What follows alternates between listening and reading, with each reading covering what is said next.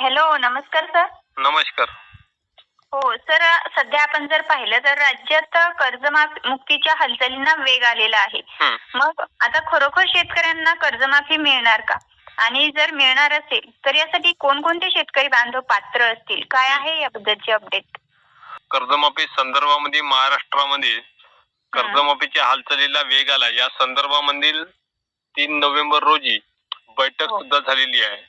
तर त्यामध्ये मुख्यमंत्र्यांचे आर्थिक सल्लागार प्रवीण परदेशी यांच्या अध्यक्षतेखाली उच्चाधिकार समिती हे त्या संदर्भात बैठक पार पडली आणि त्या बैठकीमध्ये कोणकोणत्या बँकेचे कर्ज माफ होईल, त्यासोबतच कोणकोणत्या शेतकऱ्यांचे कर्ज हे कोणत्या कोणत्या जिल्ह्यातील आणि कोणत्या वर्षापासून कोणत्या वर्षापर्यंत या कालावधीने माफ होईल, त्या संदर्भामध्ये डिटेल माहिती आपण या व्हिडिओ मार्फत घेणार आहोत. आणि त्या बैठकीमध्ये सांगितल्यानुसार की कोणत्या शेतकऱ्यांना कर्जमाफी मिळणार आहे त्या संदर्भात सविस्तर अपडेट आपण या व्हिडिओ मार्फत जाणून घेणार आहोत. हो, बरोबर. तर सरकार विभागाने सांगितल्यानुसार 2020 ते 25 या कालावधीमध्ये फक्त जून 2025 पर्यंत ज्या शेतकऱ्यांकडे थकीत कर्ज आहे आणि ज्या शेतकऱ्यांचं थकीत कर्जाचे व्याज किती आहे आणि त्या शेतकऱ्यांचे शेत जमीन कुठे कुठे याचा अहवाल बँकांकडून सहकार विभागाने मागितलाय. त्यासोबतच ज्या बँका कोणकोणत्या आहेत तर मध्यवर्ती बँक आणि राष्ट्रीयकृत बँक, ग्रामीण बँक आणि स्मॉल फायनान्स बँक, त्यासोबतच खासगी बँकांचे कर्ज वाटप झालेले आहे. या सर्व बँकांची माहिती त्या बैठकीमध्ये चर्चा झाल्यानंतर या सर्व बँकांची माहिती मागितली आणि यासाठी महाआयटी स्तरावर पोर्टल सुद्धा तयार करण्यात आलेले आहे. यानुसार आता ज्या शेतकऱ्यांचं अल्प मुदतीत कर्ज, ज्या शेतकऱ्यांचं दीर्घ मुदतीत कर्ज आणि रेग्युलर शेतकऱ्यांचं कर्ज, नियमित कर्जफेड करणारे शेतकरी, या सर्व शेतकऱ्यांची माहिती सर्व सहकार विभागाकडे जिल्हा मध्यवर्ती बँकेने असो किंवा ज्या ज्या बँकेकडून कर्ज शेतकऱ्यांनी घेतलेले आहे त्या सर्वांची माहिती अहवाल मागवण्याचं काम सहकार विभागाकडून सध्याच्या परिस्थितीत होत आहे. हो, नक्कीच. सर, आता जर कर्जमाफी झाली तर कर्जमुक्ती होणारच असं तर आपल्याला अपडेट नुसार वाटतंय. परंतु जर मग ती झाली तर कोणत्या वर्षांपासून कोणत्या वर्षांपर्यंत होईल? ती जर झाली तर अहवालानुसार आता त्यांनी माहिती मागितली आहे त्यानुसार 2020 ते 2025 जून 2031 पर्यंत या 5 वर्षाच्या कालावधीतील माहिती सहकार विभागाने मागितलेली आहे. कारण याच्या 2019 ला महात्मा ज्योतिराव फुले कर्जमुक्ती योजना ही राबवण्यात आलेली आहे. त्यामुळे 2020 पासून 2025 पर्यंत सर्व शेतकऱ्यांची माहिती आणि त्या काळातील शेतकऱ्यांनाच कर्जमाफीचा लाभ मिळू शकते. सध्याची परिस्थिती तशी दिसत आहे. हो, नक्कीच. आणि मग सर, जे रेग्युलर शेतकरी असणार आहे कर्ज भरताय तर त्या शेतकऱ्यांसाठी काय अपडेट असेल?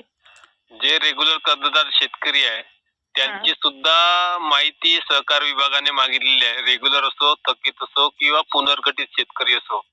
त्या शेतकऱ्यांचं आता 31 मार्च 2026 ला जर भरलं तर ते रेग्युलर राहील आणि ते जर शेतकऱ्याने कर्ज जर भरलं नाही तर तो शेतकरी थकीत स्वरूपात जाऊन एप्रिलच्या पहिल्या महिन्यामध्ये जो काही अहवाल निघेल त्या अहवालाच्या आकडेवारीनुसार पुढची परिस्थिती म्हणजे कोणत्या शेतकऱ्यांना कर्जमाफी द्यायची किंवा किती लाख रुपयापर्यंत द्यायची किंवा रेग्युलर शेतकऱ्यांना त्या कर्जमाफीत सामील करायचं किंवा त्यांना प्रोत्साहन अनुदान मागील जसं 25,000 50,000 दिलं होतं त्यानुसार रेग्युलर कर्ज शेतकऱ्यांना सानुग्रह राशीचं अनुदान हे मिळू शकते. हो, नक्कीच. तर सर, अजून पण शेतकऱ्यांना कर्जमाफीबद्दल काही प्रश्न आहेत. कारण आता आपण सोशल मीडियावरती पण असं ऐकायला भेटतं की कर्जमाफी होणार आहे आणि आपल्याकडे जी अपडेट आलेली आहे त्यातही असं सांगतोय आपण की कर्जमाफी होणार आहे. मग शेतकरी बांधवांना एक प्रश्न पडतो की नक्की आम्ही कर्ज भरावं की नाही भरावं? कारण आता आपल्याला माहिती आहे मार्च एंड मध्ये शेतकऱ्यांना कर्ज तर भरावं लागतंय. मग त्यांच्यापुढे जो प्रश्न उभा आहे की कर्ज भरावं की नाही, मग याबद्दल तुम्ही काय सांगाल? आता ते त्यांचं वैयक्तिक मत आहे. कारण 31 मार्च 2026 पर्यंत रेग्युलर शेतकरी हा रेग्युलर असतो हो. जर 31 मार्च 2000च्या पूर्वी जर त्यांनी कर्ज भरलं तर, हं.